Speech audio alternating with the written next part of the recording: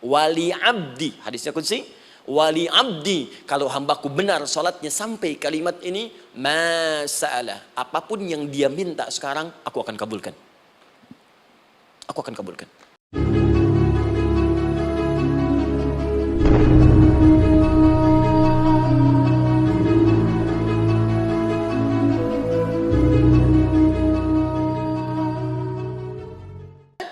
Usaha. Perhatikan kaidahnya. Allah tidak mungkin menguji seorang hamba di luar batas kemampuannya. Jadi kalau kita sedang punya ujian di rumah kah, pekerjaan kah, kehidupan sosial kah, sebesar apapun ujian itu kata Allah, memang karena Anda yang sanggup. Kalau nggak sanggup nggak akan diuji. Di ujian itu berbanding lurus dengan kemampuan. Mustahil seorang hamba diuji di luar batas kemampuannya. Jadi kalau Anda sekarang pun sedang punya masalah sebesar apapun, kata Allah, memang cuma kamu yang sanggup, yang lain tidak. Maka jangan mengeluh. Jangan Anda katakan, ya Allah, why me? Kenapa saya? Kata Allah, why not? Memang kamu yang mampu. Yang lain tidak. Nah, ketika Anda bisa menerima itu dengan sabar, baru datang kalimat kedua. Wassalah.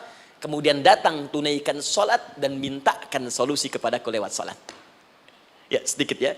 Lihat sini. Saya berikan sedikit uraian Al-Quran. Saya boleh menulis sini? Boleh ya? Ibu, maaf, agak jauh. Ibu kelihatan ini? Oh, belum saya tulis. Bagaimana bisa kelihatan? Luar biasa. Cuma di Pertamina, belum ditulis, udah kelihatan. Maaf, lihat sini. Wasta'inu. Baik, ya. Saya ingin sedikit sekali. Ini redaksi Quran itu indah sekali diksinya. Wasta'inu. Lihat sini. Kata Allah, jika Anda punya persoalan dalam hidup, maka mintakan solusi. Terima dulu masalahnya dengan sabar, karena kita dipercaya oleh Allah. Gini, cara memahaminya. Allah aja percaya dengan kita. Masa kita nggak percaya diri? Allah yakin dengan kita, kita mampu. Masa kita nggak yakin? Terima dengan sabar. Kemudian wassalah, mintakan solusinya lewat salat. Kata perintahnya dibuka dengan kalimat wasta'inu. Kalau kita ingin rubah kata perintah ini, fi'il amr, ingin dirubah ke dalam bentuk permohonan, minta, maka rubah kalimatnya menjadi nasta'in. Lihat, nasta'in. Baik, wasta'inu, kata Allah, kalian punya persoalan, ayo minta solusi padaku. Terus kita pengen minta, ya Allah kami ingin minta. Maka dalam bahasa Arab, kalau kita ingin merubah kalimat ini ke dalam bentuk permintaan, kita katakan nasta'in. Saya tanya pada Anda, pernah nggak dalam sholat kita mengucapkan kalimat nasta'in? Ada? Masih ingat? Baik, apa kalimatnya?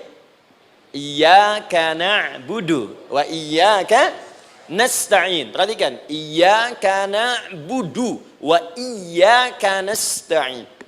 Iyyaka na'budu, iyyaka, ya Allah, engkau perintahkan aku untuk ibadah. Maka sekarang aku ibadah, sholat. Hanya kepadamu saja. Kan kata Allah, kamu sholat. Terus kita katakan, iyyaka na'budu. Sekarang kami sholat, ya Allah. Nama lain sholat itu ibadah. Kalau kita ibadah, na'budu. Dari mana tahunya nama lain sholat ibadah? Quran surah ke-20 ayat ke-14. Fa'budni wa aqimis sholata li dzikri. Ibadah kepadaku, caranya sholat. Maka saat sholat kita katakan, iyyaka na'budu. Ya Allah, engkau perintahkan aku untuk ibadah. Sekarang aku ibadah. Wa iyyaka nasta'in. Dan sekarang aku sedang punya persoalan, ya Allah. Aku punya masalah. Aku punya problem. Dan aku yakin hanya engkau yang pasti akan menyelesaikannya. Ketika Anda mengatakan, iyyaka nasta'in, perhatikan hadis qudsinya. Hadisnya qudsi. Ya. Al-Imam Al-Bukhari meriwayatkan, Imam Muslim meriwayatkan, An-Nasai meriwayatkan dari sahabat Abu Hurairah radhiyallahu ta'ala anhu. Ada lagi yang dari sahabatnya Anas bin Malik. Perhatikan kalimatnya. Idza qala al-'abdu iyyaka na'budu wa iyyaka nasta'in, jika hambaku dalam salatnya benar membacanya, benar dari awal salatnya sampai dengan kalimat iyyaka na'budu wa iyyaka nasta'in, ya Allah, sekarang aku ibadah kepadamu dan sekarang aku punya persoalan. Aku mohonkan solusinya darimu. Kata Allah, hadza baini wa baina 'abdi. Ini perjanjian antara aku dengan hambaku. Wali 'abdi, hadisnya qudsi. Wali abdi, kalau hambaku benar salatnya sampai kalimat ini, masa'alah, apapun yang dia minta sekarang, aku akan kabulkan. Aku akan kabulkan. Pertanyaan saya, berapa di antara kita yang sholat sampai detik ini, ribuan kali ruku dan sujud yang memanfaatkan momentum ini untuk memohon?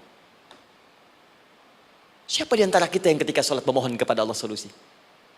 Jangan-jangan selama ini sholat itu hanya menjadi formalitas saja. Takbir, ruku, sujud, salam, selesai. Takbir, ruku, sujud, salam, selesai. Padahal Allah sudah menunggu hambaku, kamu itu punya masalah apa? Makanya setiap waktu dibagi 5 supaya hidup kita ringan. Subuh ke zuhur punya masalah, zuhur salat. Begitu kita mohon, tuntas masalah itu. Zuhur ke asar punya persoalan, asar salat. Dijawab oleh Allah, tuntas persoalan itu. Karena itu semua nabi dan rasul, bahkan orang soleh, ketika punya persoalan dalam hidupnya, even itu hanya menulis karya ilmiah, maka mereka akan memulai dengan salat dan minta kepada Allah Subhanahu wa taala. Teman-teman kenal Nabi Zakaria? Bagus. Baik, di sana belum tulis sudah kelihatan, sini kenal Nabi Zakaria, alhamdulillah. Tapi nggak apa-apa, saya ke Sukabumi Pak, ada yang kenal Fir'aun. Kenal Fir'aun, kenal, bagus. Baik, Sukabumi hubun dunia, suka itu hubun, bumi itu dunia. Baik. Teman-teman, Nabi Zakaria itu diuji oleh Allah, maaf, belum punya keturunan. Dan semua nabi punya ujian. Jadi jangankan kita, nabi aja yang jelas surganya punya ujian. Ya, Anda pernah sakit, Nabi Ayub sakitnya lebih parah dari kita. Ya, Anda di keluarga belum ada keturunan, Nabi Zakaria pernah lebih daripada kita. Sampai rambutnya memutih, fisiknya sudah letih, dan menurut medis, maaf sekali, istrinya divonis tidak mungkin punya keturunan, monofus dan mandul, mustahil. Secara klinis gak mungkin, secara medis tidak mungkin. Maka Allah tunjukkan satu isyarat yang sangat luar biasa. Jika Anda mendapati situasi makhluk mengatakan ini mustahil dan sudah angkat tangan, ini tanda pertama dari Allah, langsung tinggalkan pendapat manusia, langsung memohon kepada Allah. Maka turunlah beritanya di Quran surah ketiga Ali Imran ayat 38 sampai 39. Paling kanan sebelah atas di mushaf. Sekarang perhatikan kalimatnya, saya mau sambungkan dengan Al-Fatihah tadi. Hunalika da'a Zakaria rabbah. Di mihrabnya Nabi Zakaria salat bermohon kepada Allah. Qala rabbi habli min ladunka dzurriyyatan thayyibah. Kemudian ia berdoa, Rabbi habli, ya Allah yang maha memberi tanpa batas. Ini adab pertama, kalau teman-teman mau berdoa, sebut nama Allah sesuai dengan hajat kebutuhan kita. Itu yang disebut dengan al-asma'ul husna. Di asma'ul husna itu bukan nama-nama indah yang sekedar dihafal, bukan. Tapi nama yang diberikan oleh Allah sesuai dengan kebutuhan hidup kita. Dalilnya Quran surah ke-17 ayat 110. Ya, paling kanan sebelah atas di mushaf, ke pertengahan. Ya, kata Allah, Qulid Allah. Jika Anda punya persoalan, sebut nama Allah. Allah Awir Rahman atau Ar-Rahman. Ayyamma tad'u, tapi kalau Anda ingin spesifik meminta, falahul asmaul husna. Pilih nama Allah, ia punya nama-nama yang indah sesuai kebutuhan kita. Jadi kalau teman-teman misalnya minta kelancaran rezeki, sebut ya Allah ya Razzaq. Anak mau ujian, ya Allah ya Al-Alim. Di proyek misalnya ada hambatan, ada gangguan, ya Allah ya Al-Jabbar, ya Al-Malik. Ingin mudah mengatasi ujian, ya Allah ya Sabar. Minta. Ya, jangan semuanya disebutkan, nanti jadi beban. Ya Allahumma ya Rahman, ya Al-Malik, ya Al-Quddus, ya Sabar, gitu kan? Yang tadinya nggak punya masalah, jadi punya masalah, gitu kan? Pilih salah satu. Nah, jika Anda ingin memohon pada satu hal yang mustahil menurut manusia, maka minta dengan menyebut nama Allah yang memberi tanpa batas, mustahil di dalamnya.